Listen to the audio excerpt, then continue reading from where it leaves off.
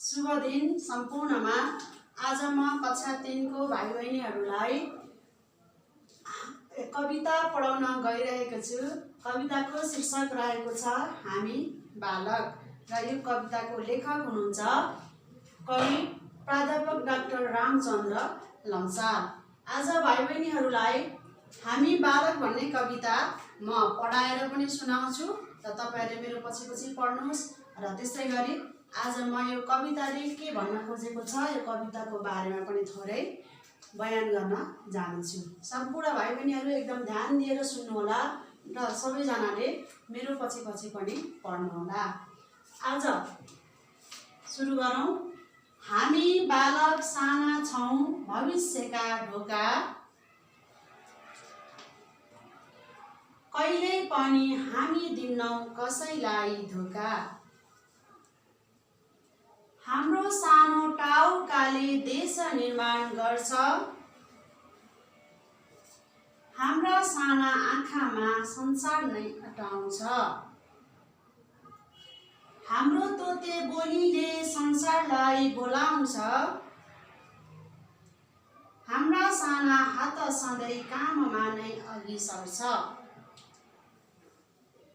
हामी किताब लिएर विद्यालय जान्छौं, कक्षाभित्र बसेर आफ्नो पाठ पढ्छौं। खाजा खाने बेलामा खाजा लिई खान्छौं, खेल्ने बेला भएपछि खेल्न समेत जान्छौं। साथी सबै मिली हाँसी खेल्छौं, विद्यालय जयन्तीमा हामी नाच्छौं। हामी भाग कार्यक्रममा सधैँ लिन्छौं, सहयोग परे खाँचो हामी सधैँ दिन्छौं। 1 देखि 100 सम्म गन्दा हामी रम्छौं, जोड घटाउ गुणन गर्न हामी सक्छौं। चित्र कोर्न पाए हामी खूब ध्यान दिन्छौं, राम्रा अक्षर पारी लेख्न हामी तयार हुन्छौं। भाइ बहिनीहरू सबैजनाले मैले पढाउँदाखेरि मेरो पछि सबैजनाले पढिसक्नु भयो। सबैजनाले अब यो कविताको बारेमा चाहिँ सुन्नु होला। हामी बालक साना छौं भविष्यका ढोका, कहिले पनि हामी दिन्नौ कसैलाई धोका। मैले लय मिलाएर नभने पनि कुनै भाकामा नभने पनि तपाईले घरमा गाउँदाखेरि कविता भनेको एउटा भाकामा गायौं भने राम्रो सुनिन्छ र पढ्न पनि सजिलो हुन्छ। मैले भाका मिलाएर नगाए तापनि तपाईहरुले एउटा भाका मिलाएर पढ्ने प्रयास गर्नु होला। हामी बालक साना छौं भविष्यका ढोका, कहिल्यै पनि हामी दिन्नौ कसैलाई धोका। हामी साना बालक छौं, साना बालबालिका छौं।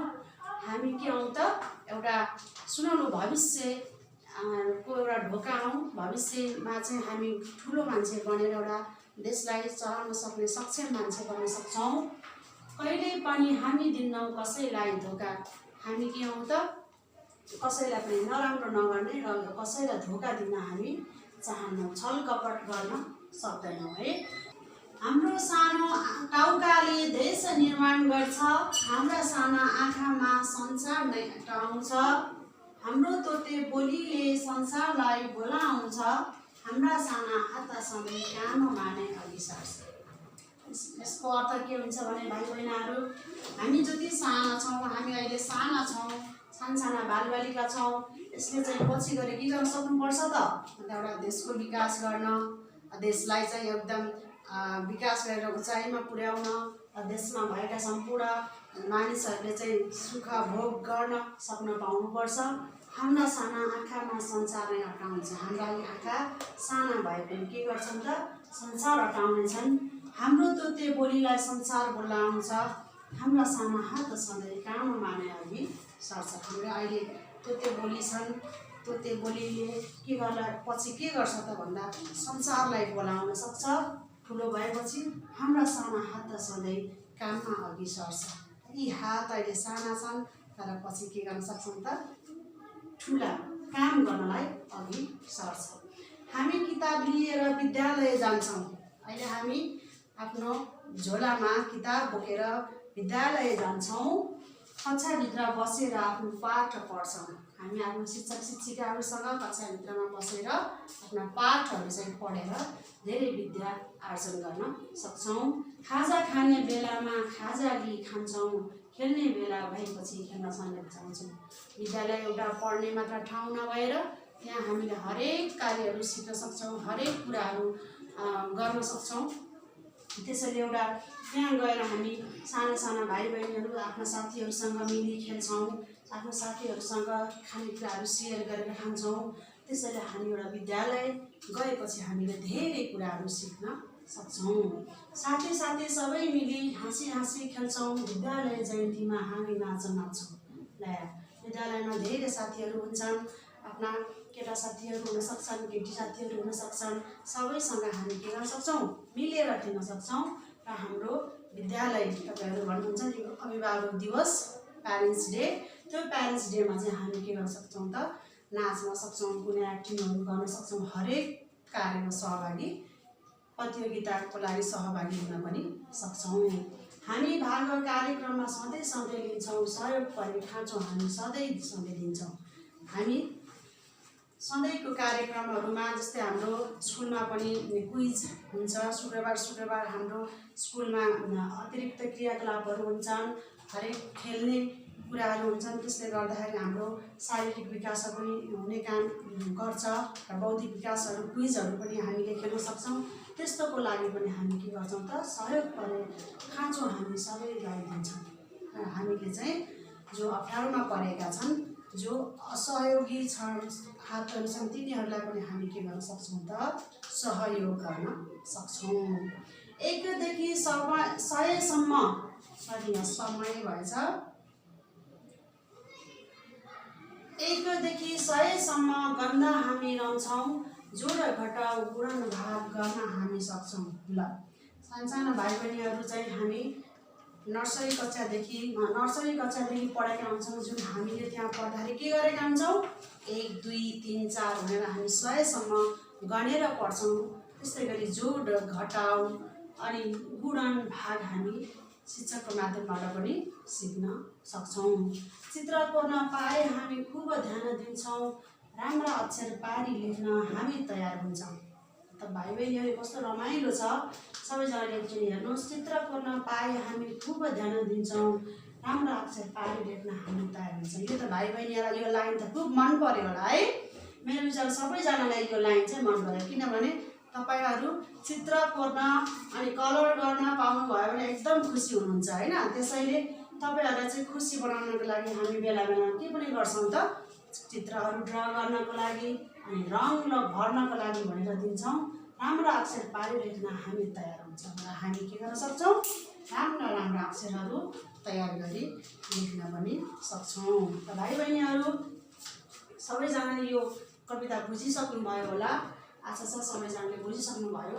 र यहाँ देखिएका यी कविताहरू कस्तो लय मिलेका छन्, सबै कस्तो राइम्स मिलेको छ। लय हेर्नुहोस्, यहाँ गर्छ, सर्छ, ढोका धोका, अटाउँछ, बोलाउँछ, जान्छौँ, पढ्छौँ, खान्छौँ, जान्छौँ, यी सबैमा यी लाइनमै के मिलेका छन् त भन्दा राइम्सहरू मिलेका छन्। सबैजनाले यो एउटा तपाईँले घरमा आफ्नो भाक्का मिलाएर कुनै गीतसँग जोडेर भाक्का मिलाएर गाउन पनि सक्नुहुन्छ र यसरी गाउँदा तपाईँको मुखमा सजिलोसँग आउन सक्छ। त्यसैले अब भाइ बहिनीहरू यहाँ हेर्नुहोस्, शब्दको अर्थ तपाईँहरूले कवितामा नबुझिएका गाह्रो शब्द हुनसक्छ।